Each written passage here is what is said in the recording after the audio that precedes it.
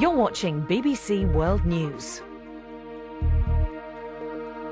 Meanwhile, has caused severe flooding across much of the developing world, and poorer residents are often forced to simply build their lives from scratch every time. Insurance giant Munich Re has introduced a micro-insurance scheme to protect against flooding. Lucy Williamson has more now from Jakarta. It's hard work keeping dry in Kampung Melayu. Chat to the locals here and it won't be long before the stories come out. How floods 2 years ago submerged these tightly packed alleyways. How families were plucked from their rickety houses by naval rescue boat. Watermarks still circle the buildings like dirty halos. Rubbish still dangles from the upper floors. Murniati lost everything in the flood, even her roof.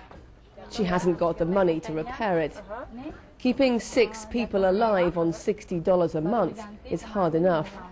Insurance has always been an impossible luxury.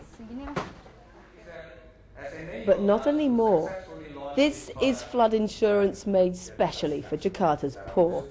It's cheap to run because there are no assessments, no individual claims. Instead, it works on one very simple trigger.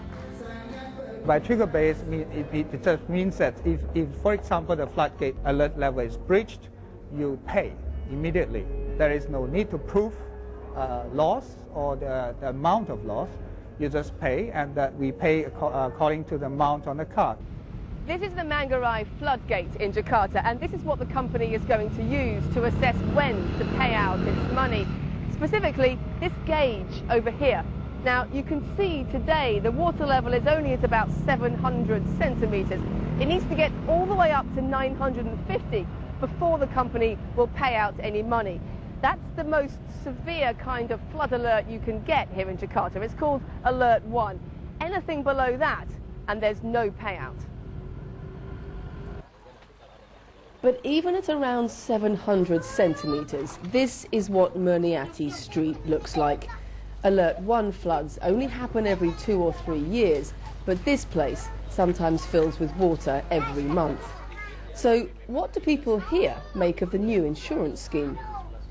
Memang itu sangat berguna untuk masyarakat karena I think it's a good idea, but the problem is that floods happen here every year. They are just not big enough to trigger the payment.